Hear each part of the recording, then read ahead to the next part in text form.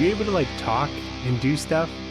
Yeah. Like, I feel like if I'm talking, whatever I'm doing is suffering, you know? Like, I can't do two things. Well, whenever you talk and that's all you're doing, I'm suffering. Got him. No, I can typically talk and... All right, this is our last episode, everybody. I've noticed I can't listen and do stuff, though. That too. That's hard. Sometimes I'll just be like listening to a podcast or something when I'm doing like yard work, and I just like I zone out like to what I'm listening to. I really have to like fucking focus because I'm not like working very well if I'm listening to a podcast. Dude, I cannot do that. And if I'm like running out of time, I need to lock in. I'll put on some music where I can't really understand what the words are, you know? Because if I can understand the words, I'm thinking about what they're saying. It's just like sick Japanese artists I've been listening to. Masayoshi Takanaka. Oh my god. Vibes are incredible. Is that the Chainsaw Man dude? No. Doesn't seem like that. Well, there's like the guy who did like the score for the movie. I don't know who that is. I could figure it out. For some reason, I always tune into that. Yeah. It's very upbeat, cool vibes. Kensuke Ushio. Wow. Fire. Very, very different name. But I can see how you'd get that confused, Daniel, because it's just kind of the person you are. I'm not too familiar with surnames, you know. What kind of music is Japanese what man. kind of music is the stuff that you're listening to? It's like upbeat instrumental stuff, kind of. But there's some. I mean, they're singing a lot of it, I guess. But it's just kind of like. I just stumble upon.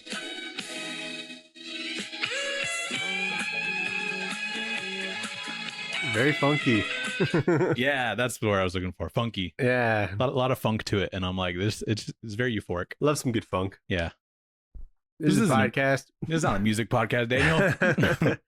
Welcome back, everybody, to the Tradewaiters podcast, the comic book club where we read a different trade paperback every single week. I'm Daniel, you're Nathan, we're brothers. We read comics. We read all of them. We're on our way to reading all of them. That's our goal here. We'll stop when there's none left. Yeah, and I'll shoot you and you shoot me. I'll shoot myself and hopefully it gets to you. We'll put our heads together. Mm-hmm. We got different time codes in our description. We got the book, which is Lobo. We also have Back Matter Matters in the poll list, but we start with the news.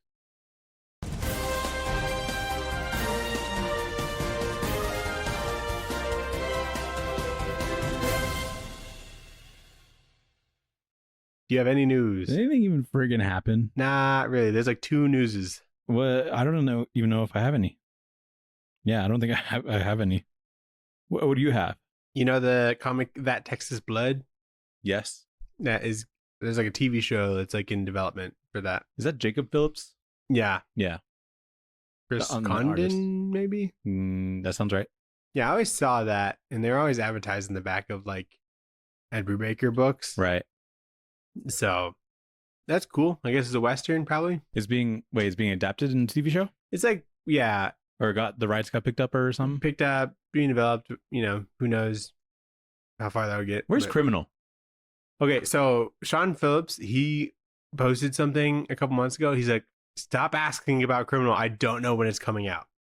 And then yesterday, he's like, all right, I know when Criminal's coming out, but I can't say. Oh, okay. At least there's a date. We have to wait for Amazon. There is a date. No one knows it though. Yeah. Okay. Well, that's good. It seemed like it was going to be at the end of last year, and perhaps it could be the end of this year, but I'm not sure. Okay. I'm going to try and watch that with Sophie, and then if it's good, I'll tell her it's a comic at the end. And see what the reaction is. But what if like there's like, what if there's based off the comic? Yeah. Well, then I'll be like, oh, really? I'll play dumb. Be like, Ed Brubaker, he's probably like some nobody. It's a dumb name. Yeah. They probably will say that because they're very like Ed Brubaker likes old movies, and he likes where they have like the credits at the beginning, you know. Yeah. So it's very possible. And if it's Prime, they've been pretty good about saying like comics people on there. It's normally like in the end credits though, like for like The Boys, it feels like. Yeah. Well, it's whenever they're giving credit in general, but it's a part of it. It's like one of the first credits that they give. So right. But that's cool. We got covers for the new Archie books coming from Oni Press. Neat. And W. Maxwell Prince is not on the main book. Nathan. What? Yeah, it's going to be written by Ben H. Winters. He sounds like a bitch. Yeah, I'm like, who the fuck is that guy? And I guess there was some sort of scheduling issue.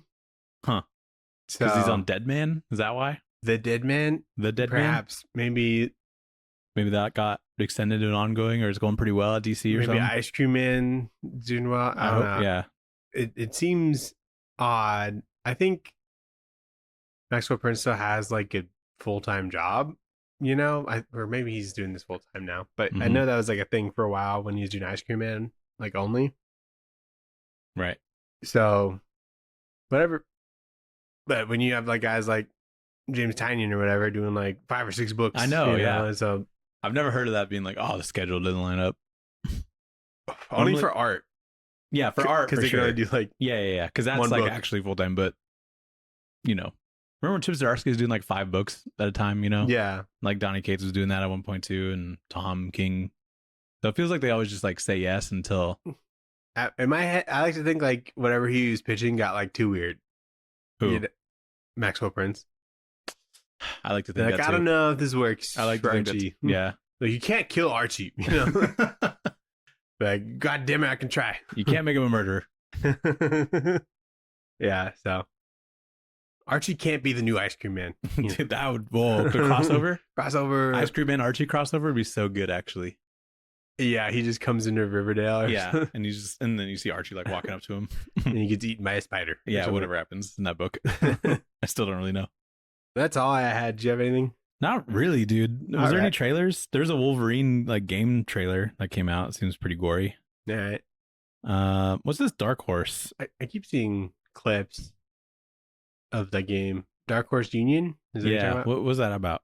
So like I think there's like a bunch of layoffs because I think Dark Horse was bought by a company and the CEO had been replaced, and this guy had been like the CEO like since the company's like inception. Oh wow. So with the buyout, I think they're getting some new guy and layoff, so the remaining employees have to keep up that work. Unionizing. So okay, which is good for them. I think there's a way to support them. I'm not sure how, but totally. If you're interested in that, Google it. Yep, Google it. But yeah, I didn't see any other news. Okay. What book did we read this week, Nathan? We read Lobo. His like first original or his first solo series. Yeah. I believe. Mm-hmm. And I don't even have it pulled up. Give me a second. It's called Portrait of a Bastich. Edited by... Do I even have it downloaded on my phone? Keith Giffen. Alan Grant. Dialogue. Oh, interesting. Simon Bisley and Christian Alami on art. Todd Klein letters. So Keith Giffen did plots and breakdowns, which is something he does. Yeah. Laverne Kinzierski and Danny Vazzo on colors. I think because this is technically like 2 trades. Yeah, he's been reprinted a lot of different ways. This is just one that had the first 4 of his run in 1990, and then there's another miniseries called Lobo's Back. Yeah. Right after that, that's also collected in this. Right. So we did the first 4. Right. Oh, I think this trade is called The Last Czarnian or whatever it's called. Mm-hmm. The Last Czarnian. Yeah. This is pretty interesting. I think Alan Grant's fucking awesome. He's awesome to look at. He's so cool. I think like definitely holds up. Like if this came out today and like maybe the colorist like did a little bit more traditional to now, this would like hold up and be pretty fun. So Alan Grant did the dialogue. Is that what you're referring to? Or are you talking about Simon Bisley and his punk rock artwork? You're right. Sorry, Alan Grant. I saw Keith Giffen first, and assumed, but yeah, Simon Bisley is the one that did the artwork. Mm-hmm. And yeah, very like Sam Keith or like Bill Sienkiewicz. It feels like in there, which really works for Lobo. Yeah, I definitely feel the Sam Keith inspiration. Or I don't know. I feel like that around this time they'd be working around I think at the same time. I think so. But there's just like the same sort of flavor. It's very like scrappy. Yeah, I don't really know how to like even And describe it. it feels kind of like an indie comic. Like it's not quite like the DC, flavor, I guess, of artwork. It seems like it could be like a Vertigo book. Yeah, it's very like like scratchy metal. All I can think is punk rock. Yeah, it feels punk rock. Even though he's a very metal looking guy. Yeah. But I don't know if you could say if art looks metal. I sure can. It does in this for sure. So I enjoy that. It feels like it's like a heavy metal. Like, it does from heavy metal. If heavy metal like made a superhero, it would look like Lobo for sure. Yeah, for sure. And I've never read a Lobo story on its own other than the Scotty Young one that like just came out. But this feels like exactly what I thought it was going to be. Yeah. And so that's cool. And I like Lobo. I wasn't necessarily surprised by how this went. Yeah. Do you like the name Lobo for like what this character is? You think it sounds too cute? Yeah, it sounds like it'd be a name for like a bunny. That is a good name for a bunny. You're totally right. I think it's just so associated with this, but yeah, it doesn't sound like it makes sense that he's a Czarnian, because it's like a C and there's a Z in there, which is like kind of edgy, you know what I mean? Yeah. But then he's like silent letter is so edgy. Yeah, I'm a Czarnian. My name's Lobo. So this book has like chapter breaks in it, kind of, in addition to the issue breaks, which is nice. Oh yeah. So like there'll be like just little pages of stuff that of like an autobiography that kind of just break down like what like Lobo's deal is. I only read like the first one. There's like one at the end that I read. Some are like report cards, because Lobo went to school. Yeah, it's fun. It's fun little anecdotes, I guess, of Lobo that are in there, which is pretty cool. But yeah, let's get into it. So, issue 1, Lobo gets a call from Vril Dox, who's the leader of Legion, to go to a planet and escort a prisoner back to Cairn, which is where the Legion headquarters is. But he doesn't tell Lobo that the prisoner is another Czarnian, and it's actually Lobo's bitter old English teacher, Miss Tribb. And so after meeting with Miss Tribb, Lobo discovers that she is the author of a Lobo biography book that slanders Lobo's character. And so he already hates this person a lot. And on the way back to Cairn, they stop at a space gas station, and Lobo has to fight some guys that are trying to hurt Miss Tribb, and then they continue on their path. But I don't really know much about Lobo, but at the end of this, there's some back matter. So he like killed his whole planet, his whole home planet. He like was just born evil. He's always been kind of evil, but he just kind of leaned into it. And now he's a bounty hunter. And now he like, apparently Czarnians used to clone or like replicate themselves. They can just do that. They used to live in like utopia where like there was no like crime and stuff, and everyone was nice or whatever. And then Lobo just fucked all that up. Yeah.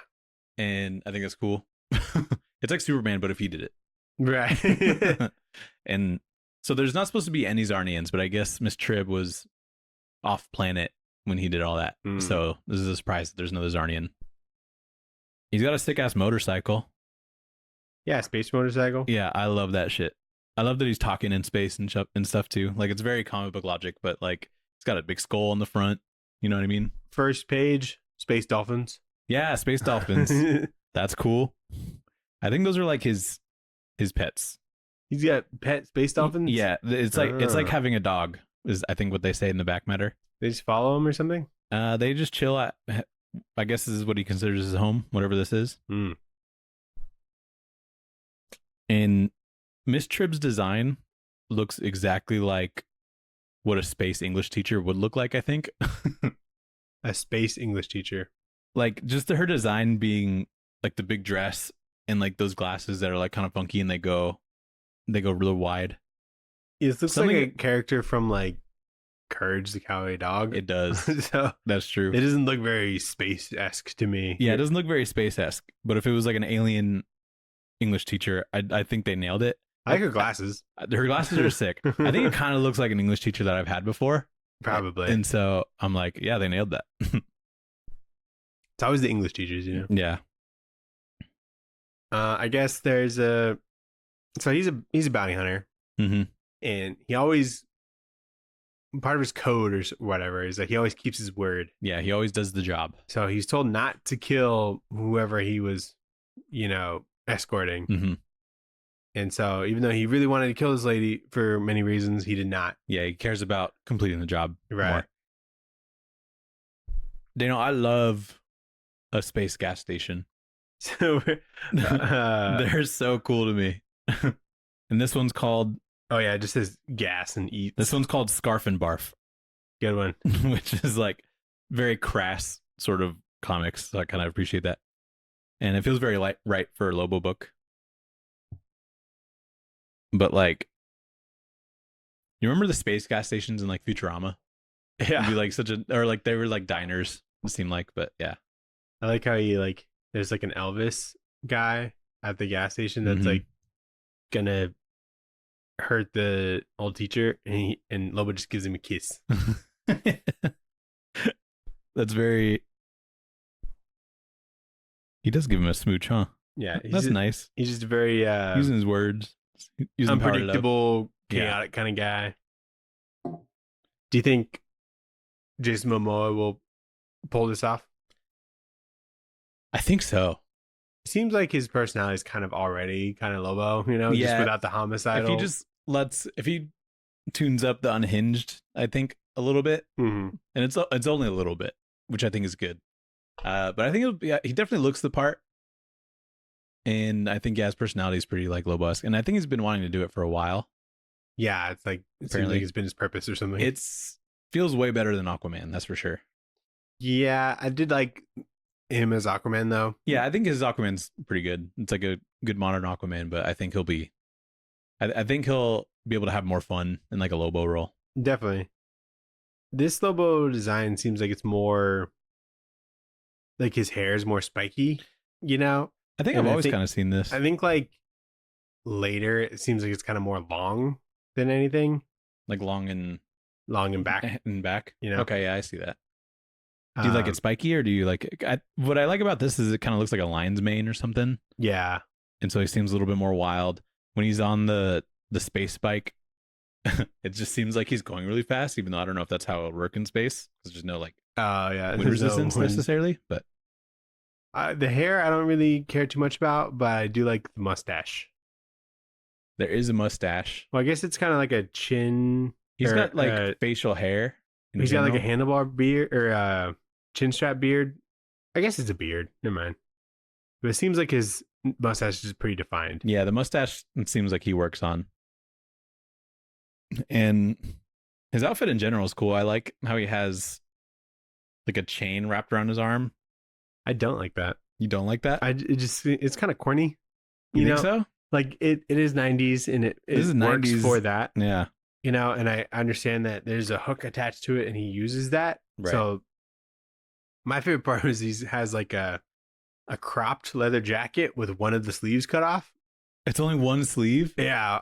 So only one of his Oh arms. my god, I didn't is- even notice that. That's so funny. Look at this. Dude, I feel like that style's gonna be in eventually. We can do it now. We could start it. We could start it and kill it before it becomes a thing. Yeah, dude. Yeah, I didn't even Just notice it was your just the one favorite sleeve. arm. I always dude, his arm is so buff. I also love it when an artist does like a really super buff forearm and it's like hairy. I feel like I just see that a lot. Yeah, You see it in like Wolverine and shit. Lobo's just one of the biggest guys. It Yeah. feels like. So yeah, and then issue 2. Great covers, by the way. These like painted covers are so awesome. Oh, they're the best.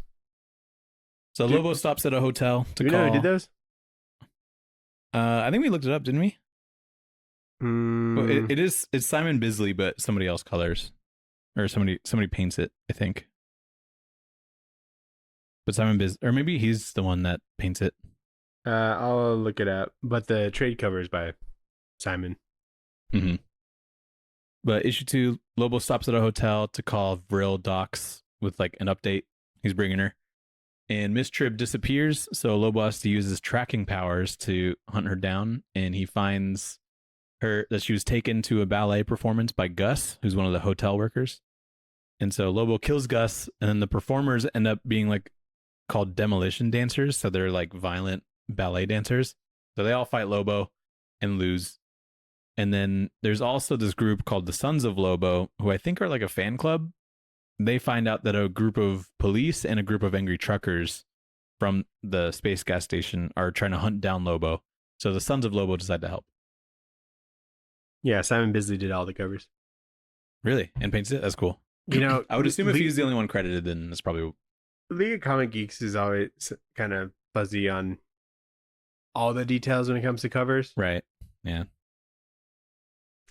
But, so he has like his own language when it comes to like cursing, which is like kind of his gimmick.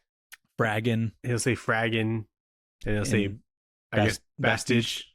He doesn't really say that, but that's just the name of the trade. I think he says that. I've heard him say it at some point, but I think of you. Oh yeah, you heard it, Nathan. Yeah, I think so. Yeah, bastiche. He'll probably say it in the movie. Are the comics talking to you, Nathan? Yeah, they're talking. You listen to them. That's how like ingrained I am. That's how locked in I am. And so, but I guess he does actually curse because there's panels of him, and it's like the symbols, like censoring whatever he's saying. Mm-hmm. I think of space cuss words, this is the least cringe way to do it. Like fraggin, I think is fine. Yeah, you get used to it. I don't like the Guardians one that's like flarkin or something. I can't remember what it was, but I remember I was like, that's lame. When it comes to like dialogue quirks, I like it way more than like Bizarro, who always is saying like the opposite of whatever he means. Yeah, that's true. That it's like super old really fast. Yeah, because you have to interpret like what he's trying to say. And so you're saying he has tracing powers? Yeah, he has. Or is he just really skilled at it? No, he like actually has powers for like tracking people down. Anybody that he's like met in person, he can track down if he wants to. Yeah. And so that's how he's able to find Miss Tribb pretty quickly, because I don't think the first place he would look is a ballet performance, but he goes like straight there. And when he's on the phone with this Viril Docs person, one of the lines he says, he's talking about Miss Tribb, and he says, "Folks that frail should be drowned at birth." And I'm like, that's a funny line. Bold take. Yeah. Well, he kills literally like everyone on the planet, so wouldn't go in for morality. I don't think he's a great guy necessarily. What is this like graffiti of Earth bands? Did you see that? Graffiti of Earth bands. Yeah, like I saw a lot of band t-shirts. Yeah, there's like Slayer and Motorhead. And I don't know if these are other ones. Did he put those there? I don't think so. I think they're just there. He's not like. So maybe like people know ball in space? I guess so. Maybe there's no metal in space. Maybe not. I don't know. Like, is Savage Tree Frogs on Speed a band? I don't think so. But how do you spell crew? Crew? CREW? Oh, wait. I'm thinking of Motley Crue. Oh, that's CRUE.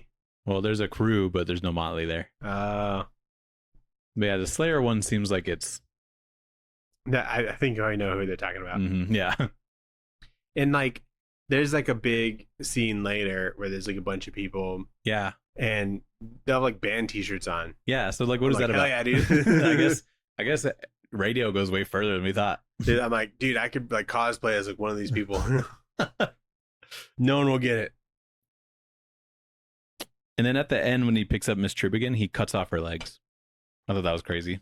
That was nuts. They grow back apparently because she's Czarnian, but it takes a while, I assume. So he's like, "Yeah, I'm just gonna cut off your legs so you don't run off again." So Lobo's got a insane healing factor where he can like regenerate from just like a single cell, a single like drop of blood or whatever. Mm-hmm. So if all Czarnians can do that, how did he kill all of them? You know, I think he blew up the planet. Well, then, and they can breathe in space, so when they just, I don't know, regenerate or something? Or is it so much of a blast that all their cells are like... It's a good planet, or it's a good point. I'm sure maybe they dig deeper on that. Yeah. You know? Yeah, if you don't read like the little chapter breaks that have all this like exposition, then it's a pretty straightforward story. Yeah. Overall.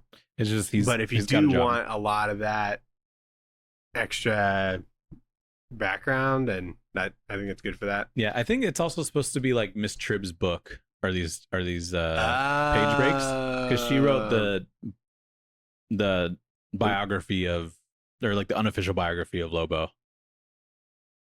I think that's just kind of a biography. Do you need rights to write a biography? Like, no. You need, like... Well, that's a good question, actually. Because autobiographies is if they wrote it. Mm-hmm. But biographies, you write about somebody else. But if it's somebody that's still alive, I think you can do that. Then there's memoirs. I think that's the same thing. It depends. And there's tell-alls, and I guess that's the same thing, too. I don't even know what you're saying to me right now. I don't know. I think... I don't know. Because I know there's like if there's like a biography on like Hitler, it's not like they got approval from he's dead, but Hitler's family. I know that there's like a biography, an Elon Musk like biography that came out like a couple years ago before he was like super weird, and a lot of people were buying it, but it wasn't written by him and he didn't have any input. So I wonder, and it's got his face on it, so like his likeness is on the cover and it's being sold. And so I wonder if there's like some sort of agreement or something. But I don't know. I don't know. But so he's got a fan club. He's got some police people. Yeah. He's got some bikers or something. Yeah. They pissed off at the gas station. And then this like group of like old ladies who are just very proper or whatever and are the Legion of Decency. Yeah, Legion of Decency. They're just a group of boomers that have nothing better to do, it seems like. Yeah. And they're all after him. Yeah. Yeah, Legion of Decency, the Oneida police SWAT team, the Sons of Lobo, but they're trying to help, and the trucker convoy are like all going after Lobo. Yeah, I got the truckers and the Sons of Lobo mixed up. Mm-hmm. And it wasn't until like now that I'm like, oh, these are different people. Yeah, I can only tell when they have like Lobo on their forehead. On their like forehead, pretty much. I'm like, oh, these are the fans. And like, does Lobo know about them? Probably. I'd assume so, but I don't know. He doesn't seem like he associates with them very well.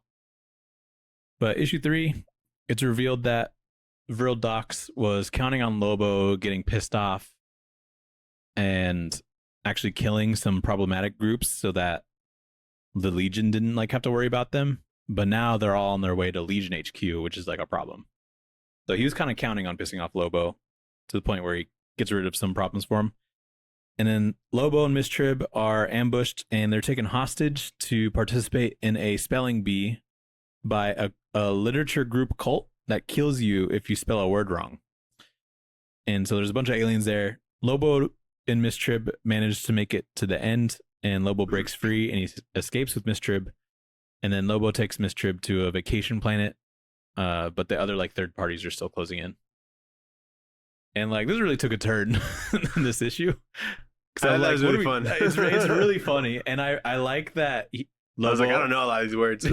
I would die. I like that Lobo happens to get words that he knows because they're like violent words. Yeah, it's like mutilation or genocide or whatever. And I really like this cast of aliens like designs that are in there. They're just like really goofy looking, like this hunchback dude all the way on the right. Yeah, I'm just like, what? So it's funny to see like when the artist is just like getting like, I don't know, but like getting lazy or something, but just doing some simple stuff. Yeah. And like, it's funny seeing them, seeing this alien trying to spell curmudgeon and he's like really struggling. He's like sweating and stuff. It's very emotive and fun. He like messes up a guy. He just goes like, ah, and then they just like, oh, and then like that's not a letter. So they're like, nope, kill him. Unacceptable. Yeah. I like this panel where like there's some tech dude that's working for the docs dude, and he's like just like looking up at him. He's like, what do you want me to do? Yeah. Yeah. And then there's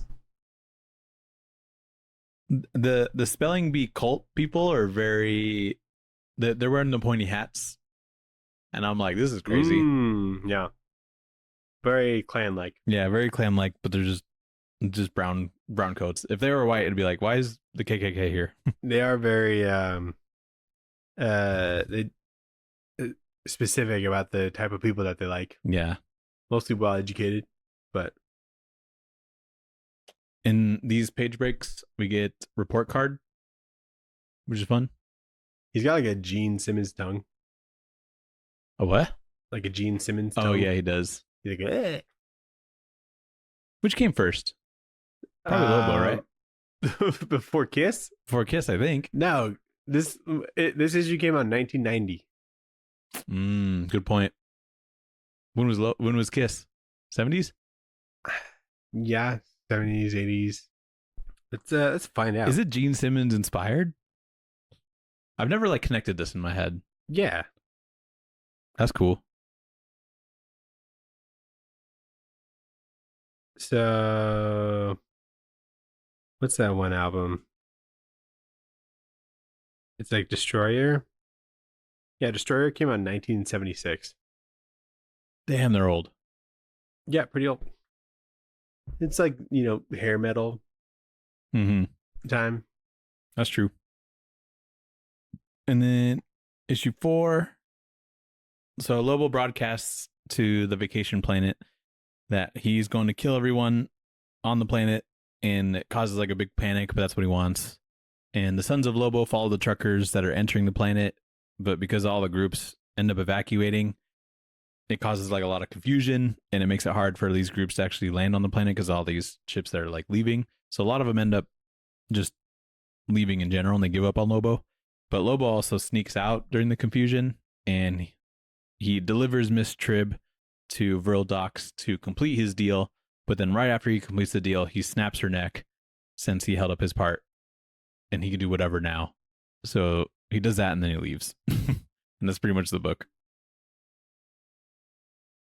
And I really like this riot, like a double page spread with like all the people that are like trying to get onto a ship or whatever, and there's people being like flung in the air for some reason.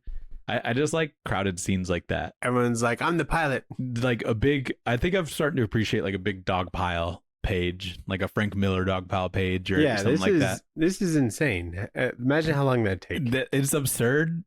And one guy is wearing a Ramones shirt. Hell yeah. Which is cool. But yeah, there's a guy with like a Batman shirt earlier. Yeah, there was a guy. So I appreciate stuff like that more and more. I'm like, wow, that must have taken so long to create a bunch of distinct alien people.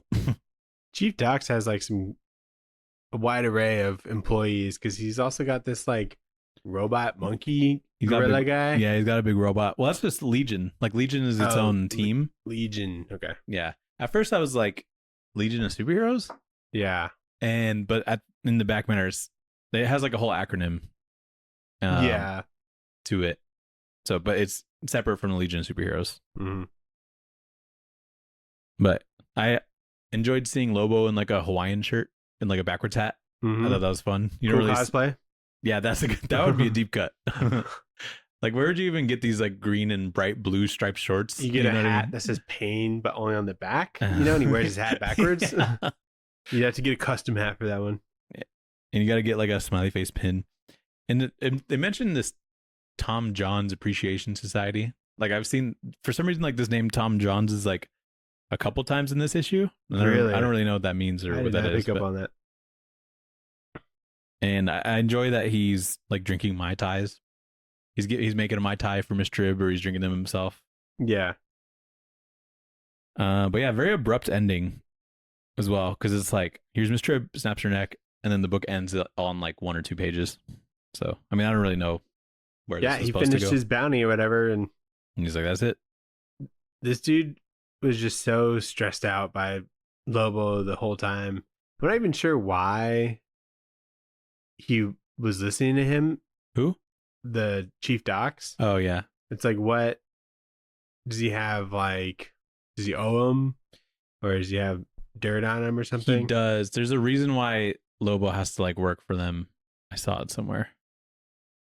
Oh, and the back banner says, through machinations of Vril Docks, Lobo is honor bound to work with the licensed extra governmental interstellar operatives network, otherwise known as Legion. So he like has to work for them. for some reason. Dude, they turn Lobo into a girl in the next run. Do they really? Yeah. Damn, she's bad as hell. Heal me out, dude. Girl Lobo. Do you think that'll happen in the movie? I hope so. Dude. What do you think it would be? Oh my Still Lord. Jason Momoa. Look at these panels.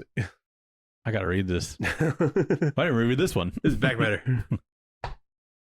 That's funny. He's still got like one buff arm, which is really funny. That's good. That's so funny. What? It I wonder kinda what the just- context is that turns him into a girl. I don't know. He's a girl for a while. I was just like skipping to like back matter, and I just saw a specific splash page Yeah. and was intrigued. Sue me. So let's get into back matter matters. Back matter matters.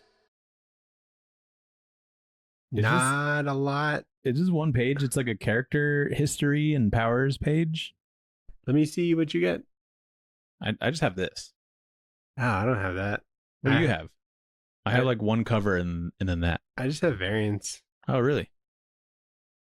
Well, you got the back to back collection? No, I got the portrait of the Bastich. Ooh, okay. Gotcha. So there's probably more in there. Same stuff. It's really, I think it's just variants. So Well, I enjoyed this. I wish this was kind of done more because it kind of explains a lot of like his history and what a Czarnian is and what they can do. And so I learned a lot about Lobo just through that. yeah, I don't think a character should be like one that you read about, you know, like there should be stories that show you this history, you know, Like you get the context of his history. Yeah, not just like Yeah, that's true. where he is now plus some homework. Yeah, that but comes this with isn't it. like an incredible book. By any Yeah, means, you but know. maybe like you get in the the vibe of future, Lobo. you kind of it's like fleshed out or something. Yeah, true. But It also talks about his tracking ability in this. So that's where I know that. okay. Lobo's uncanny tracking ability helps him locate any prey. He usually, I think it said somewhere it's like anybody that he meets. But so yeah, what would you rate this book, Daniel? I'd give it like a Cutwater Mai Tai. You know, get you where you need really quickly. Straight to the point. Yep. No fancy shit. It comes in an aluminum can, you know. I like that. Probably not as good as like a fresh Mai Tai or whatever, or a professional one. Mm-hmm. But you know, you get it, you get the flavor. That makes sense. I would give it this black and white monster because it kind of looks like Lobo in a way. If Lobo made a drink, it'd look like this. He'd love Monster. Dude, he would love a monster. That's it. I feel like, yeah, this would probably be his energy drink of choice. Hell yeah, brother. So then, let's get hold on. What do you think is rated Oh, on yeah. League of Comic Geeks? so this 4 issues. This 4 issues. People like Lobo, and if someone's going to rate a Lobo book, I think they like Lobo a lot. So I think they gave this a 4.2. It got a 4.0. Okay, nice. I think that, yeah, that sounds about right for this. We actually forgot to do the League of Comic Geeks rating on Ghost Pepper. Did you want to guess that? Oh. 4.3? That's correct. Nice. Let's go. So Yeah, I know what the people are thinking. I'm tapped yeah, in. you're a man of the people. I'm tapped in. What can I say? What? Let's go into the poll list. Colon. Shove it in your box. The poll list. What did you shove in your box? I picked up Batman number 10, Yes, sir. Absolute Green Lantern number 15, Okay. and The Dead Man. Most exciting. The Dead Man. Most exciting drop today. I almost picked up another number 1 where it's like only the savage survive or something like that. It looks pretty interesting. Uh-huh. And I saw the letter that I like. I saw an Osman Elhau on it. Ooh. And I'm like, ooh. Can't go wrong. And I think that guy knows ball, but I was like, I'm just not going to get to it anytime soon. So we'll see if it's good, I guess. But yeah, that's fair enough. Yeah, I just got Batman Dead Man. Yeah, I'm excited for So- Dead Man. It feels like we just learned about that not too long ago, so it's cool that it's out. It feels right for it to be coming out now. Really? Okay. You know? Did you read anything? I did. I read that Dungeon Crawler Carl like 0 free comic book day thing. Yeah. Do you want that back? I have it, but yeah. okay, I'll give it back to you. The writer of that book is going to San Diego Comic-Con. That's cool. I'm not gonna get it signed by him, but like, Yeah, me neither. People, yeah, that's it's cool for people. It's like a pretty popular book, like regular book right Mhm. now. There's like a lot of them. Yeah, I think that trade comes out in like July. So it's not going to be released like in issues. No. Oh, okay. OGN. That's kind of cool. I thought this was a little obnoxious. Yeah, but kinda so interesting. Far, like I don't get it. It feels like it's just a worse version of solo leveling. Okay. Because at least in the show, I haven't read the manga. It's like kind of the same thing. There's like screens that'll come up and be like, "You're a part of this thing now." And so I guess I see that. I'm interested to see like where it goes, obviously, because he's obviously entering some kind of dungeon. So it'd be kind of cool to see like dungeon monsters or whatever, and he has to fight them in his like underwear.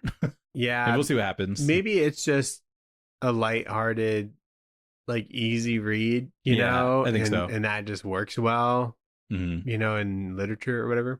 Yeah, I think but so. like when it's given like artwork, it's just kind of, it feels like simple, and it feels like it's been done, but yeah, that's what I got. maybe it just translates really well, like how it's written, Yeah, I think so. I'm sure it's a good book because I've seen a couple people that I follow actually read it and be like, "This is pretty good." Actually, even some people that are like pretty critical about it at first end up liking it. So yeah, it's like kind of like a male millennial trope right now. Yeah, so it feels very millennial. Mm-hmm. And then I read The Hab 1 and 2, which is the David Lapham book, and some other dude. Bad Idea. It's a Bad Idea book, dude. I think Bad Idea is what Vertigo wants to be right now. Okay. Like, it gives Vertigo vibes because this is like pretty good. It's very long. Like both of those issues were double sized, I think. But it feels like it feels like I'm watching an HBO show. It's really cool. Yeah. Is it about like rehab or something like that?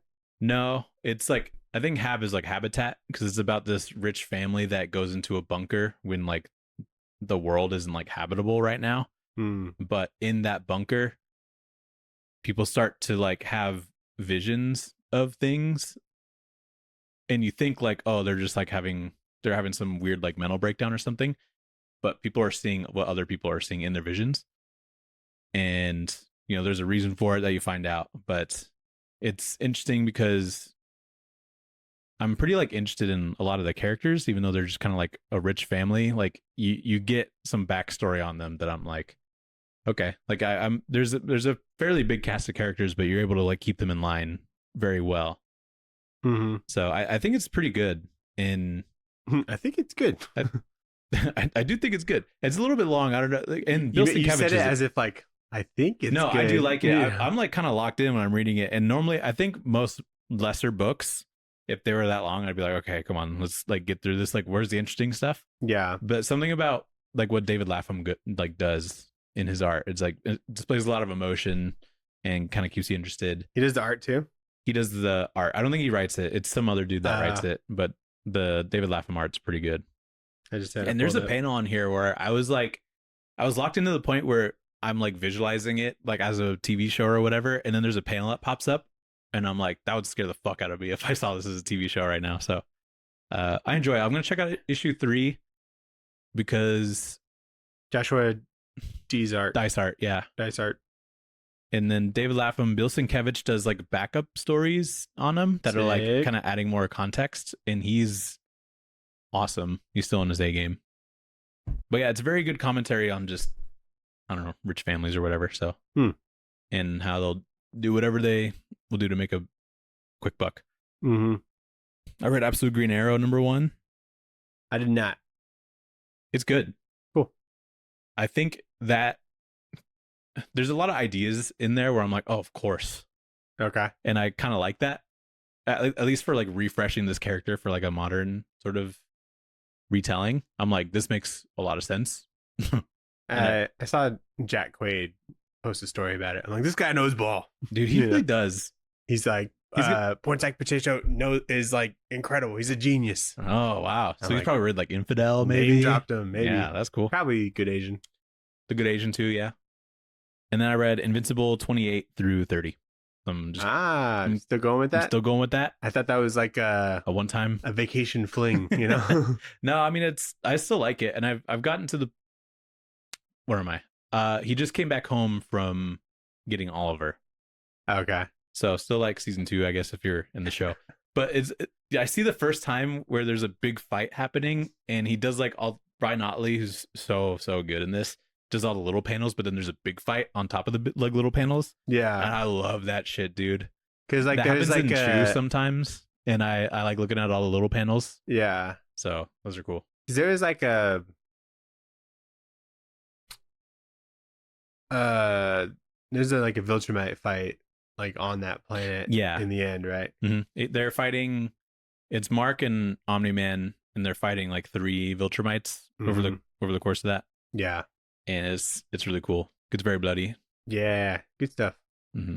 What'd you read? You think you're gonna finish it? You're gonna just kind of... I'm gonna chip away at it. I think probably I wanted to read more, but the hab was like longer than I thought it was gonna be, so that ate up some of my time. But I want to like try and read like 3 or 4 issues every week, more even. I was like, so that's like the longest run that I read. And how long was it? 140 something? 148 or 144? 144, I think. Yeah, it's pretty long. And so that's longer than anything. And I think that'd be like the longest thing you've read, probably. Yeah. Consecutively. And so, like, if you finish that, I'm like, what the fuck am I going to read that's longer than that? It's a competition. To be better than Nathan. I'm like, I have to read The Walking Dead. You know? Yeah, I think you would. Because how many was that? Like 180? 198, I think. Yeah. So.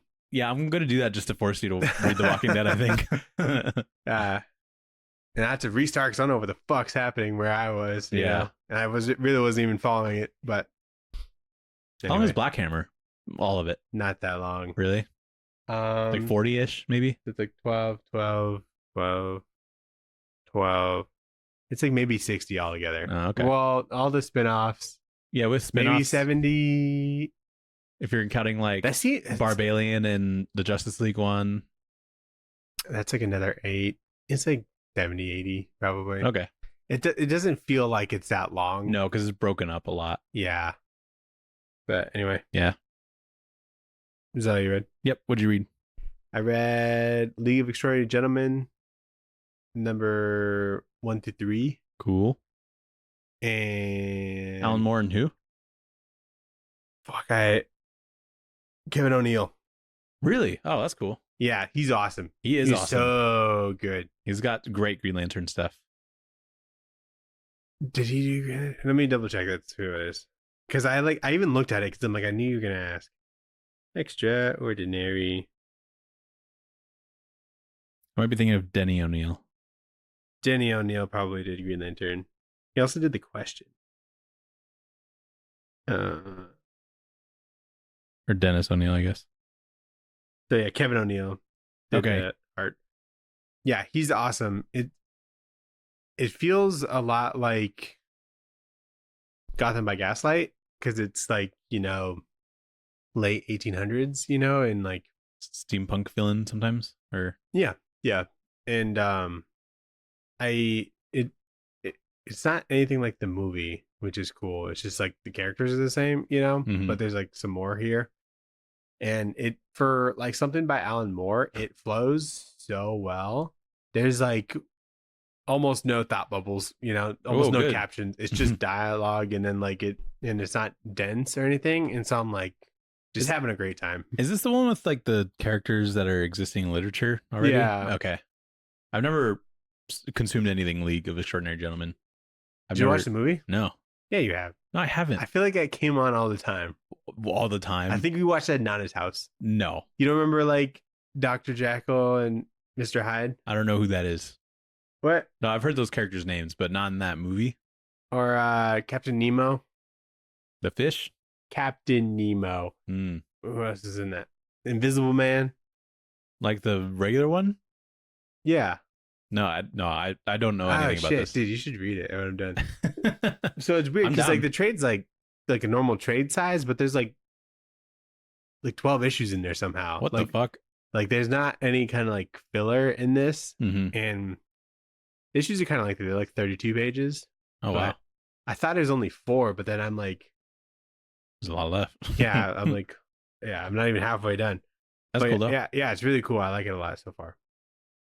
League is kind of like one of those things where it's kind of like Dark Horse, where there's just like a bunch of mini series, Yeah.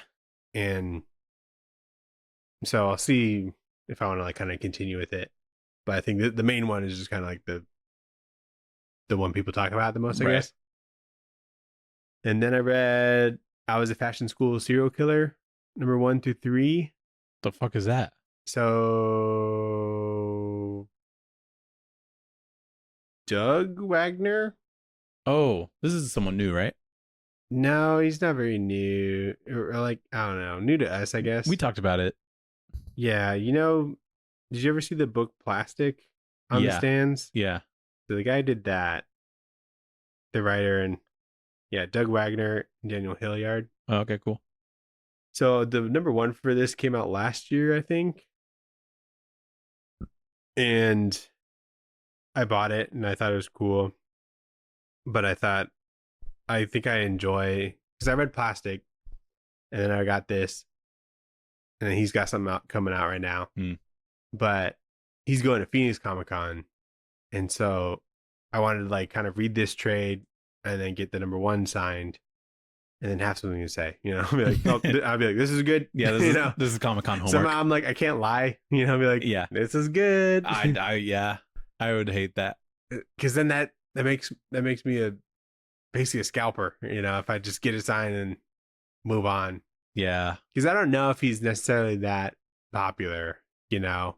Yeah, I know what that feels like, because I think it was last year or 2 years ago, Marv Wolfman was at Phoenix Fan Fusion. Uh-huh. And I got like a Teen Titans like graded thing signed. I just wanted to sign on top of it because it was cool. Oh, okay.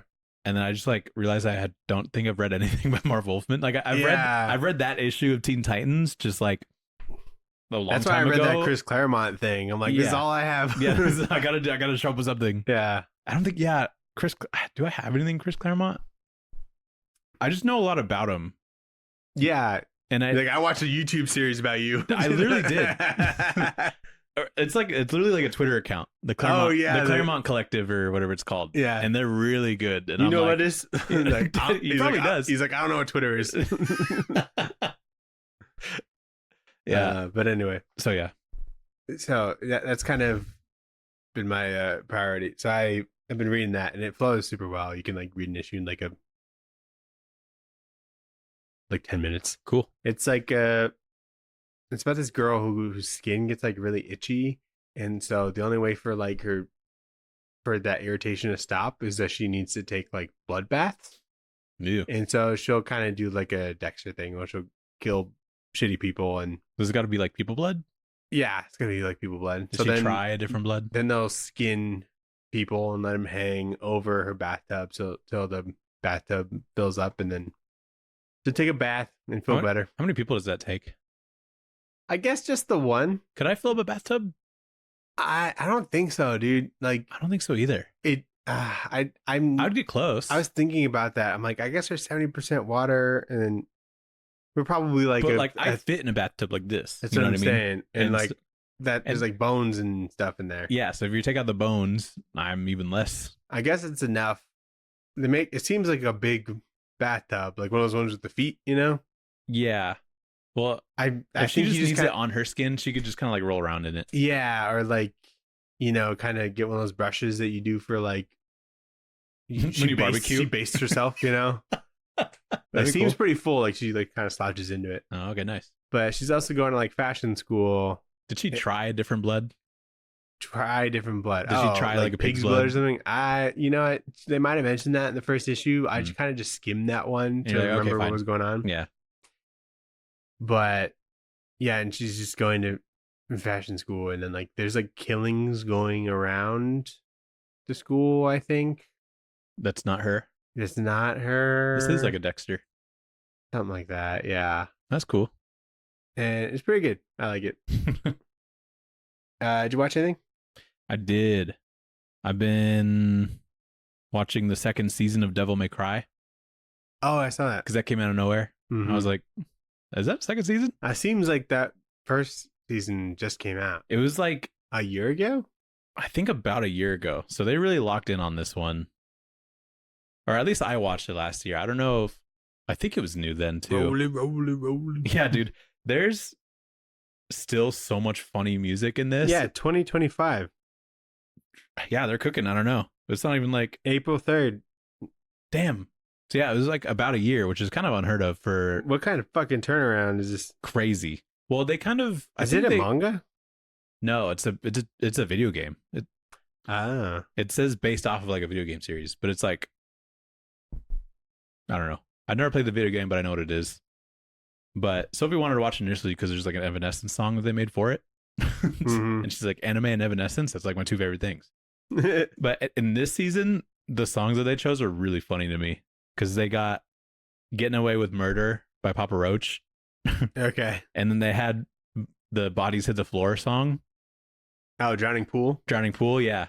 And that was It's like just during a called Bodies. big Bodies. Yeah. They had that during a big like action piece. Like I set used to piece. think that was like the best song of all time. Like when I was like in 6th grade. When it was like the most metal thing you'd ever heard. And It just worked. was, dude. Yeah.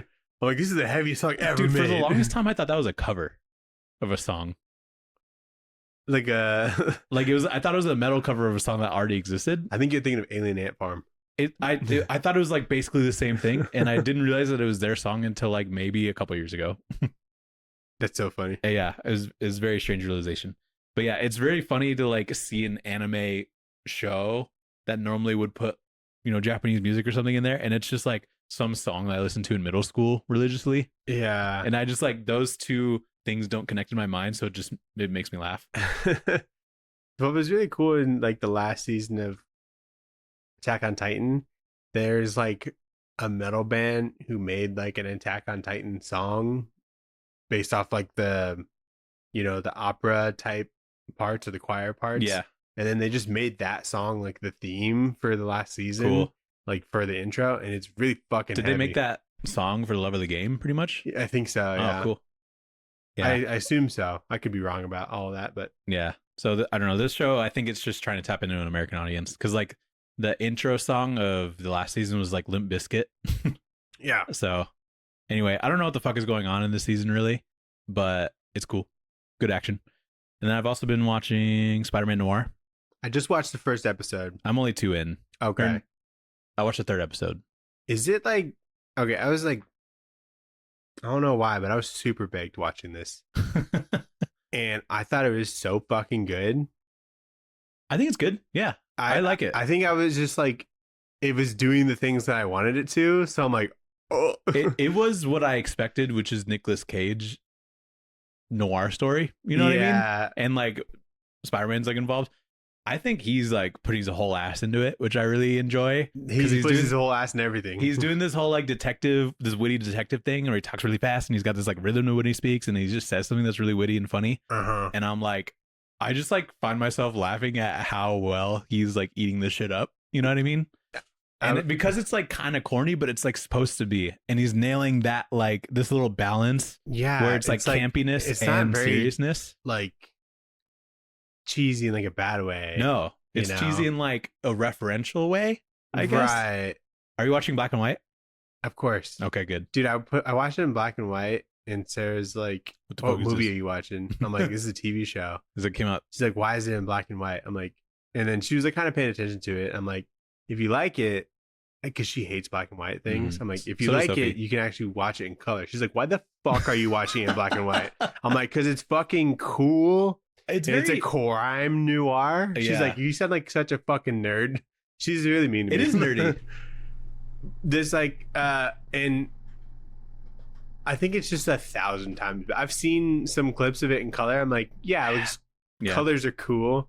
But for this, I just need it in black and white, you know? Yeah, I've seen actually. It's interesting because some Now people that I have the option. some people will like post which episodes in this during the season are cool to see in color or just like way cooler in black and white. And I think that's kind of interesting too. I would never like go back and forth, but it's cool that some people have like watched it twice and thought like, oh, I thought this was better than this versus the black and white. That's neat. So I don't know. I think it's bold, and I think it's cool that you have the option.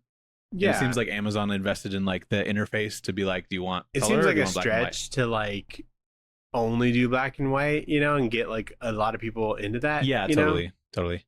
If anything, you could probably like just adjust the settings on your TV to make it black and white. Yeah, but and who's you can doing watch that? everything in black and white. You But know, who's doing that, you know? And you sound like such a douchebag to be like, I actually wanted to see it in black and white, so I changed my TV this settings. is how they used to watch TV. I want them to serve it up to me so that I know that in some form or fashion, this is somebody's vision for this project. You know what I mean? Did you ever watch the Logan movie in black and white? No, I do want. I don't think it'd be as good. Probably not. Like, I like the idea, and I understand that it feels kind of like a Western type vibe in a way. But What there's about there's a lot to that in color that I think it. They did the informs it. first episode of The Walking Dead in black and white too. I could see that, but I mean, the comic is black and white, so maybe that's why they wanted to do that. Yeah. But I think it's good so far. There's like a lot of very interesting like little differences that. How many You know- episodes is it? 8? It's 8 in total. Yeah, dude. I'm surprised that they dropped it all at once. I'm like, I can't keep up with this. Yeah, I you know. I like that Winston is in it from New Girl. Yeah, he's the best. Is his name Winston in it? Or is it No, there is a Winston character in this though, and I keep thinking that they're referring to what's his name. I think his name's like Lamorne? no, I know the actor's Lamorne Morris, but I forget his name in the show, Richard or something. Ah, Yeah, I like it so far. Apparently it keeps the same energy throughout, so I'm excited to watch the that's rest. good. I was afraid it might have been like kind of almost like a nacho series in a way. Because I feel like sometimes pilots are super strong and the Yeah. rest of it's just meh. Yeah, I don't think it loses its Swag. at least so far. Yeah, it doesn't lose. I don't get over like the idea that this is Nicolas Cage in a Spider-Man show that's in black and white. Yeah. Like it doesn't lose its novelty, I guess, so far. I think some of his action, obviously, he's like a pretty old guy. So right. I've seen there's some scenes where he's like running, and I'm like, that's pretty funny looking. But that's just me being a dick, I think. Yeah, I'm just kind of happy that this happened, Yeah, I think it's cool. you know, and it doesn't suck. Yeah, That's kind of a miracle in itself. I can see why some people wouldn't like this, but I like it for what it is. They could have announced this and then it just got canceled like halfway through, you Mhm. know? So, And I've been like, yeah. I also finished Expedition 33, the video game. is that the AI one? There was an AI controversy on it, yeah. Hmm. But it won like 50 Game of the Year awards this year. Like all of them. Almost. So you're saying is AI is here and you should just get used to I it? think you're not going to avoid it.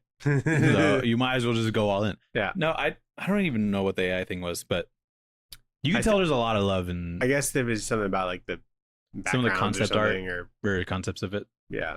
I enjoy it. It's a good number go up game, which is what I have been Number calling. go up like your rank or something?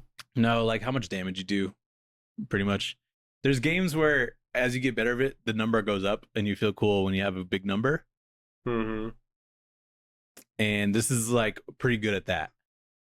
Although I will say it fucking pissed me off. I finished it yesterday Okay. and it pissed me off because like I beat what I thought was the big bad, and the game wants you to think that this is the big bad. It's this character called the Paintress. You kill her, you go into an epilogue, and I'm like, okay, let's see what this is. The game's very cinematic, so you're watching like some cutscenes. But you watch like 25 minutes of cutscenes, and then there's 4 more hours of game left in the epilogue. And so it really fucking like overstays its welcome way, way too much. And you fight an even harder person who's this character that you've already fought twice already. And so you're fighting him for a third time. That's and- their redemption arc for them. you No, know? it's not. I'm fucking killing him or something. Well, not really, because everything's in a painting. You find out there's a big twist. Spoiler. Bro.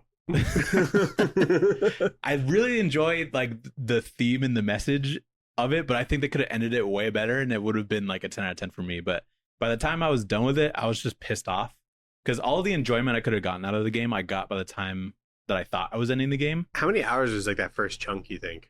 Before the first chunk before the epilogue? Yeah.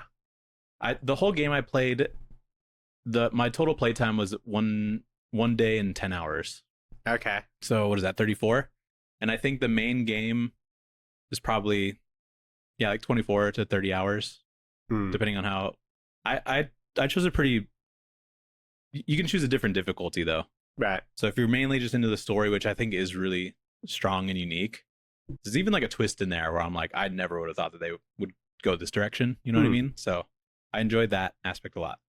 So concept, story-wise and gameplay-wise, it's really cool. It just really fucking sucks how it ends because I just wanted it to be over so bad. But good game. Nice. So I don't know what I'm going to start next. There's an Elden Ring DLC I want to play, or there's Dispatch, which is that superhero game. I started playing that. You did? Yeah. When? Parker told me to play it like a couple weeks ago. Oh. And I only have like a couple hours into it. Is it cool? It's okay. Okay. I like the concept. I think the actual dispatching part I don't really care about, I guess. You just like the story? The story is like the coolest part. Like I'd really rather just I maybe have like 2 or 3 hours in it, honestly. Okay, gotcha. Because I only slot out like an hour a week, honestly, for video games. Yeah. Like the first hour is really cool, just kind of the setup and stuff. But the actual game part that you're doing, I'm like, okay, whatever. I don't really like the mini games, and I think Parker's really trying. You know, he told me about that he played it. Yeah. He recommended it to me before he played it, and then he played it. He's like, oh, it's actually good, or whatever. Yeah, he wants me to check it out, but I had it on my radar before him. I think it's only really like 8 hours of gameplay because there's like 8 episodes or whatever. I think there's supposed to be like seasons that come out too. Something like that. And so if it's just what it is for like 6 more episodes or whatever, I'm probably not going to be stoked on it. But I think it's more exciting. Give it a shot. It's not that expensive. And it's like pretty low commitment. Low commitment. Yeah. Like I can kind of be like eating ice cream and then like, I'm like, oh, I need to do something, you know? Yeah, that's a good point. And then I bought Skate 1 on my Xbox. And that game is so good, Nathan. It is good. Dude, it's been so long since I played that like I just forgot the maps. Oh, like, yeah. Entirely, practically. There's like some spots I'm like, oh, yeah. But most of it, I'm like, where the fuck is this going? Can't you not get off your board in that one? Yeah. But this game is so good that it doesn't even bother me. Really? Compared to Skate right now, it's so sick. Like, yeah, Skate now is different. For a different audience. I'm trying to pick like a board sponsor right now, and it's the shit. Oh, yeah. You have to beat You're trying to get on skaters at like whatever fucking spot they have or whatever, and then you get there. P-Rod? I haven't gotten P-Rod. Like Chris Cole is like Nyjah? The biggest one. Was Nyjah in that one? I don't think Nyjah was in the early ones. He was in 3 for sure, I want to say. Was Rob in that? I just played 3. Rob's in the first one. I think he's in the first and second one, yeah. Yeah. But it's just like, just the vibes and the spots are just incredible. all like cool and like kind of practical, you know? And it's very janky, like when you see like the replays of someone moving, you know, but just the challenges are just way more fun. Yeah. And I think I'll probably just be in like a loop of playing like the games that I played when I was younger and just do that forever. Hey, as long as you get enjoyment out of it, that's fine. Yeah, all the enjoyment. But yeah, I watched. Is that everything you watched? No, I watched Obsession and Backrooms. How was Backrooms? Good. It's good. It's been seeing mixed reviews. Okay. I will say, when the movie ended, I thought they were trying to fake us out because I thought I was only in there for like 45 minutes. I was locked in, and I was convinced that like they were trying to fuck with us. So I like literally told people I was with, I was like, it's not over. Like for like literally like 2 minutes, and I was like, I guess it's over. But I liked it a lot. Did you see it with Rena? I saw it with Serena, nice, Jackson, and Sophia, nice, and it's really cool. It's just a very unique type of horror. Right. And so there's parts of it where I'm like, this is fucking awesome. I never want this to end because it's cool. Is it like the liminal space kind of horror? It's liminal space horror, Yeah, but okay. there's a very big idea here. Okay. And there's a lot that's kind of up to interpretation that kind of gets your mind going about how this shit works. Yeah. And that's what I enjoy about it. Yeah. It's there's like two parts that are very like freaky, like genuinely. And I was like, I heard there's only like 2 shit. jump scares. Yeah, there's not. It doesn't rely on jump scares, but there's parts where I'm like, what the fuck am I even looking at? Cool. Because it's really cool. It ends not very great, so I'll just say that. Okay. But very much worth checking out because it's just really well acted, really well. Like set pieces are really cool to look at. Makeup and prosthetics and stuff that they use is very well done. Sick. 19-year-old director. Yeah, it's not fucked up. What am I doing in my life? Nuts. Yeah, dude, we're so fucked. Yeah. But I've seen some of his backroom stuff on YouTube. He has like an episodic series. Yeah. I have that saved. I meant to watch it, but yeah, it's like definitely, it's all like found footage stuff, which is cool. But cool. Yeah, I have like my own theories about how everything works in the movie. Me and Sophie were talking about it for like a while, so it's fun to like come up with your own. Yeah, as long as it's ideas. just like backrooms, you know. Yeah, it is. It's very genuine backrooms as far as I know. Cool. I watched Marty Supreme. Oh, nice. Yeah. Sarah wanted to watch that one. Surprisingly. Really? Dude, fucking like it'll just be like the weekend and I'll be like trying to tame Lucas, you know, and then I'll be in like the kitchen doing something and then Sarah will just put on the movie, put on Marty Supreme. It's 8 a.m. I'm like, what are you doing? I'm like, what are you doing? I see Timothy Chalamet, like, what the fuck? Pause. Like, let me get him. As if she like she knows that you'd probably want to watch it too. She knows I want to watch it, you know. And she's like, oh, I heard this is good.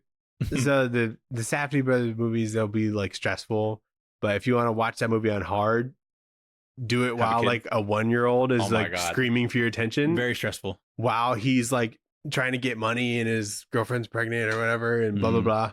And I was just like this is stressed out the whole time, but pretty good. I like that movie a lot. I thought it was fine. I'll probably like forget about it pretty quickly, but I was looking at the letterbox reviews for it, and the one that made me laugh is like, never get in the way of a white dude trying to go to Japan. I was like, that's the best one. Yeah. Then I watched a movie called Dead Man's Wire. It's got Bill Skarsgård in it. Cool. And it's about this dude in the 80s or something who like a dead man's wire is like some sort of like wire setup that's connected to like a shotgun, and it like goes around like someone's neck and the gun holder's neck, and so if the guy tries to pull away, the shotgun will go off. Gotcha. And so he just like takes this mortgage dude hostage and takes him to like his apartment, and it's something that happened in like real life, like back in the day. And this like mortgage company was just kind of like fucking him over on this deal that he had, and it's pretty good. It's kind of like a stick it to the man kind of movie, and it's kind of feel good. Is it a Safdie? No, I didn't know who directed it, but why was it on like your radar? I just had heard about it. I think it came out earlier this year. Oh, okay. Oh, I thought it was like a couple years ago. No. And then I like Bill Skarsgård stuff. Yeah, he's cool. What else is that? Not really anyone, but yeah, pretty good. But we watched Obsession, Nathan. We watched Obsession. So good. So good. So freaky. I haven't stopped thinking about it. Dude, it is. Yeah, it is kind of one of those movies that sticks with you for a little bit. And I love those. Yeah. It was very fun watching Obsession and then Backrooms the next day. What a great weekend. I know. I was like, I'm going to get freaked out or something. Dude, Obsession, or one more thing about Backrooms is when we got back home, we turned on our lights and I'm like, this room's a lot more yellow than I remember. And it was like kind of some lights out. Be like that. Yeah, dude, they are. But yeah, Obsession is like really, really good. I didn't really know much going into this. I think I saw a trailer like once a long time ago. As soon as I saw a trailer, I like skipped it because I just heard the hype, you know? So I went into it like 95% blind. Yeah. But very well acted, fun idea, kind of in general. Cool concept. I feel like great scenes, you know? Oh my God. So many good scenes that are very unsettling. And I think what this movie does well is that it knows that it could give you a cheap jump scare at like any point, really. And it's very selective on when it does. We just happened to watch it in like the loudest movie theater of all time. And I think that helped with me being like, oh shit. Like my shoulders were like tense kind of the whole time. Once shit starts to like hit the fan and I'm like, fuck, dude, something, because it feels like she could just show up whenever, you know? Yeah. And I'm like, was she gonna be super weird? And which is credit to the movie, not the theater, but credit. Yeah, for sure. A lot of really just like big needle drops. Like when I was like, oh fuck, this is like a really big problem, is when she like taped the door shut. Yeah. Spoilers. I was like, what the fuck is that? I'm like, that's multiple rolls of duct tape. Yeah, I was like, you just had that? But yeah, really, I like that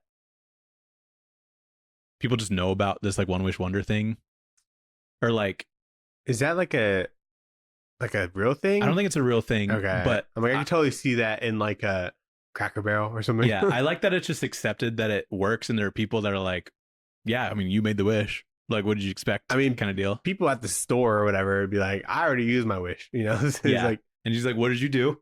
And he's like, I wish that she loved me. And he's like, well, that's not so bad. And like, I just like that no one's like, oh my God, it actually worked kind of deal. Unless like at least the people that work there, or like you can call the people on the phone and be like, your wish is like they're just explaining it like it's a very normal thing. The most nonchalant customer service. I something about that is what I like.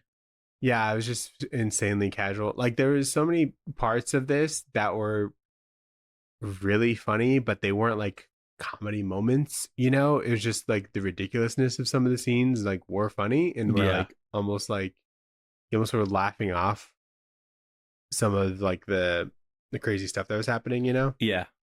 Like I think the party where they were doing the Jenga or whatever, that's like a good point where she's like the frowny face. The frowny face emoji. I think that releases like some tension, because it's like supposed to be like not really scary, but it's supposed to like freak you out. But it's kind of a funny thing that she's doing in general. So kind of like, I feel like that tension almost like got released, and then she starts, spoilers, hitting herself in the face with one of the bricks, and then it's like, oh shit, yeah, here it goes again. It's very awkward again, you know. That's one of those scenes that doesn't happen a lot, but it's like like other people in the movie know that the main character is like not well, like, well, not like lying about what's happening. Oh yeah. And I'm like, okay, now people can relate. Maybe something can happen, but like nothing's solved, you know, nothing gets better necessarily. Mm-hmm. People just know she's fucking crazy. Yeah, it's kind of like a social horror in a way. Yeah, there was like social like or public embarrassment horror in this. I'm like, totally, shut the fuck up. I'm like, oh girl, let's go do this. Yeah, that's part of it. And you know, the main character in this, he like fumbles the bag. He makes so much poor choices, but he also like some of the choices he didn't know were gonna have like these kind of consequences, and he also like, I think he was really just scared of the situation that he was in and kind of felt helpless. Mm-hmm. And so it's like, I don't know, being in like a situation where you really don't know the way out of it is kind of like that's stressful in and of itself. Yeah. I think like, well, one, like the reason that this like whole thing happens is because you just couldn't like be uncomfortable in like a very normal social situation. But I feel like he was teed up to the point where it was like, she even like asked you straight up, like, I'm gonna leave in 2 weeks, so even if you say like, yeah, you do like me, and it doesn't go well, you don't have to worry about it after like 2 weeks, you know. Like I've definitely been in like he was teed up to. I've been in a situation where like I've thought about how something should play out, and it's almost like served up for you to, all you got to do is say the right thing. Yeah, and then you still don't. But you still don't, because I don't know, you think like the moment's gonna come back almost. Yeah. Like I almost whiffed like my proposal. You know, I'm like, maybe there'll be a better time. Like maybe don't do it right now. You know, but then like, but aren't you glad that you got the fucking nuts to go do it? Yeah, you know first opportunity. The moral of this movie is like, grow some fucking nuts, dude. And Yeah. I think that's interesting because like you don't. It seems like he has his best intention up until like a certain point where I'm like, okay, this guy actually sucks, kind of deal. Yeah. But It's yeah. just, I think I get excited about these things because they're able to do like so much and like it was so well thought out. Yeah, I think so. Prior to making it, and they were able to make it for like so cheap, which is something you're just able to do with horror sometimes. Yeah, they're just really creative with their budget and like just their like makeup and just stuff some like rock that. solid writing, you know? Yeah, because nobody ever makes a decision where I'm like, oh, that would never happen necessarily. You know what I mean? Yeah. So yeah, Well, I don't know really cool. if you see this crazy girlfriend, I don't know if you text that dude that night and ask him to meet up, you know? That seems a little like, don't do that. What part? When he said he wanted just him alone? Yeah, to meet in her car. Oh yeah. I was like, why the fuck would you do that? Yeah, that seems like a bad idea. And he's like just supposed to leave. I'm like, how's he supposed to get out? That part really fucking stressed me out. Anytime that he was like supposed to sleep with her, I'm like, fuck, dude. I think this movie brought up some traumas that I have had personally. Totally. With not even like that this character in the movie is like a toxic ex because she's like possessed or whatever. But there's just like something that connects with me in a way that I don't even fully comprehend, where I was like, he's like trapped. You're like, he's not trapped. He could like leave, but in a way, he's like kind of trapped. You're like walking on eggshells, like yeah, totally the whole time. You don't want anything that you do that is like pretty normal to do, like text a platonic friend that just happens to be of the opposite sex.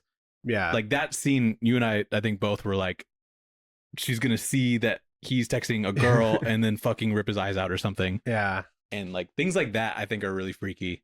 So,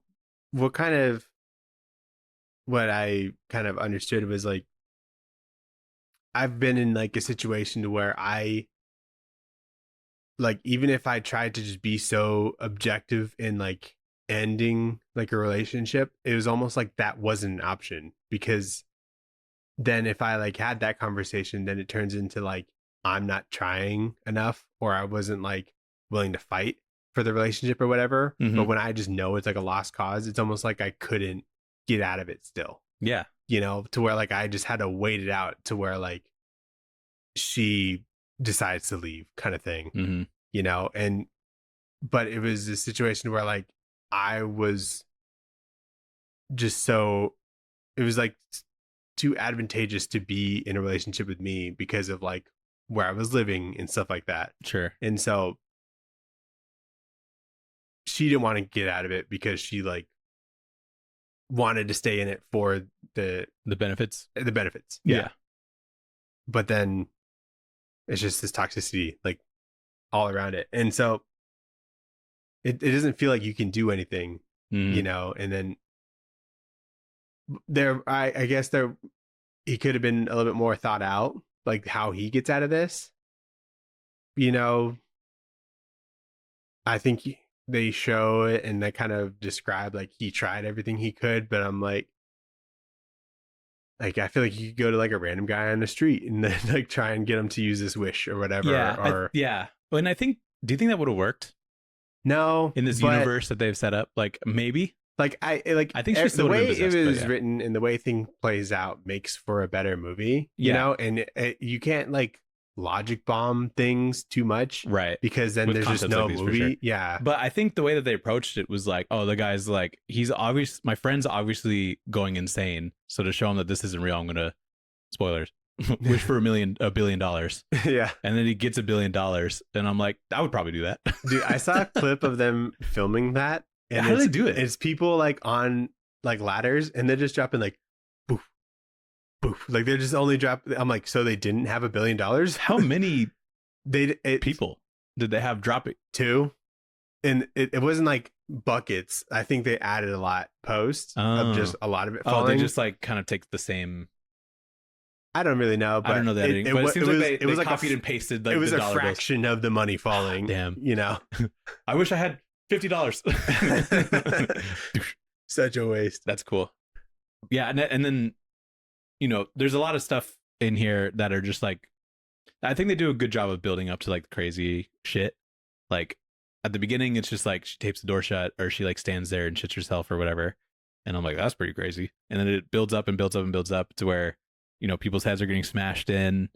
And I think the like one of the most interesting decisions is that Bear decides he's like, I need to get out of this, and he wants to kill himself, but he's still too much of a bitch to do it like with a gun, and he tries to take the easy way out the other way by taking like a bunch of pills. And then he also backs out of that, trying to like gag himself. Yeah, and then he tries to back out of that too, and I'm like, this guy is just grow a fucking commit to anything. Very spineless. You know what I mean? And I think that's such an interesting. It's a very interesting character, because I'm sure this is like I know people like this. Yeah. You know what I mean? It's a great ending too. Yeah, it was a great ending, because it's interesting that, you know, he became the one possessed as well for like a little bit, and then how it resolves, I think, works for the movie.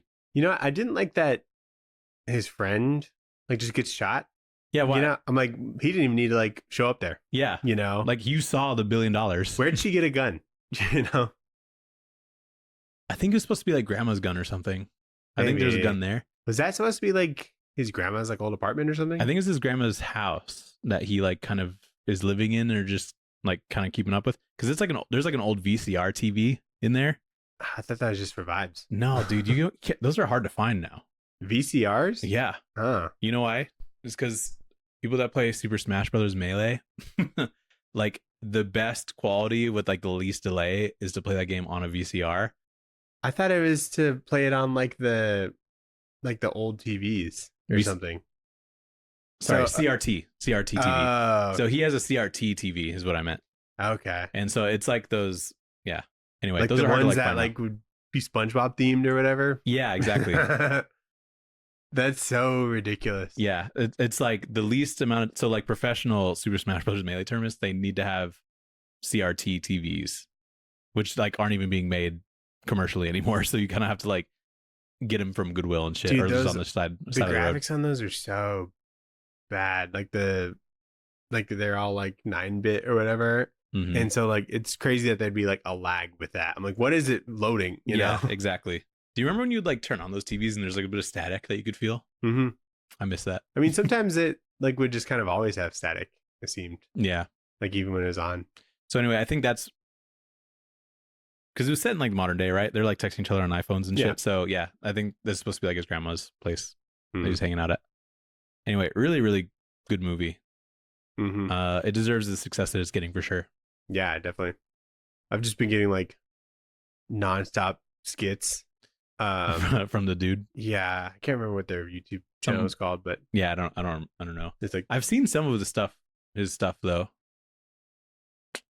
I just hope that I guess he's got like an hour-long horror movie on YouTube, and then he's also got like he's got like a bunch of like shorts on like YouTube, and so it's kind of like a proof of concept thing. Mm-hmm.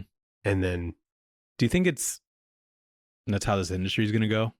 It seems like it's following the same business model of like up and coming artists, like music artists. Yeah, where it's like you have to post your own stuff independently if you want to get, like, you're not just going to get some dude out of film school unless you have like a following of people. It seems like he got like some sort of grant or something to make it, and then a lot of indie movies will just go to like film festivals, and he went to like the Toronto one, and then after that was shown there, that's when they had like the bidding war and whatnot, and whoever ended up, was this A24 or no, like, whoever the fuck like ended up picking it up. But there's a lot of like even well-known filmmakers or like actors or something will do some kind of small budget and hoping that it gets picked up for distribution, right? You know, it just seems like that's moving more towards like YouTube stuff, and I wonder if that'll. Yeah, I mean, I don't think there's necessarily like a standard way that you break in. Yeah, no, but it seems like now, as at least for up and coming artists, like you have to get a label. You have to like be huge on TikTok or whatever. Yeah, and you have to get a viral thing on TikTok before you even get like the chance. So I wonder if that'll have and make like. You can make shit on your phone. So like true. Anyone could be like a filmmaker. Yeah, I guess that's true. The more accessible that something is. Which I'm cool with, rather than like, studios thinking that they always have the best ideas, and. That's true. So you think net positive? Huh? You think it's like a net positive that's kind of moving in this direction? Yeah, I mean, we've seen a lot of good shit. It feels like this year. I'd probably be happier just watching like a lot of potential from like low budget things and indie movies than like some super high budget piece of shit. You Yeah, know? true. Yeah, that's just interesting. There's a lot of examples of it. So yeah. Anyway, time. good movie. What are we reading next week, Nathan? What are we gonna read next week? Supergirl, Woman of Tomorrow. Yeah, she's not built for the present anymore. Yeah, tomorrow she's a woman. She's gonna be a woman tomorrow. She's turning 18. Tom King. Bilkis Everly? Yeah, I don't know how to say that. Bilkis sounds right. Yeah, I guess. And a colorist, Jordy. Is it Jordy? It's either Jordy or Dave? No. Dave Gibbons? Dave Stewart. Dave Stewart, I mean? No, I think Dave Gibbons would be wild. No, Dave Gibbons is the Watchmen guy, right? Yeah. Matt Hollingsworth, I think. Huh. Matt Lopez. Oh, Matthews Lopez. Yeah, of course. Is it Matthews? Yeah. It says Matt on here. Oh, Matthews, yeah. Yeah.